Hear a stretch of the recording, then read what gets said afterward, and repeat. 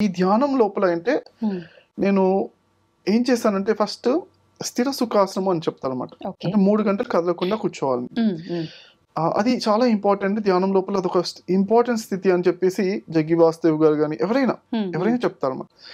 పతంజలి యోగ సూత్రాలు గురించి అది ఇంపార్టెంట్. హ్మ్. 3 గంటలు కదలకుండా కూర్చుంటే ఏమవుతుందంటే మనము ఒక టైంలో అలా నేను వేల సార్లు చేశానన్నమాట. ఆహా!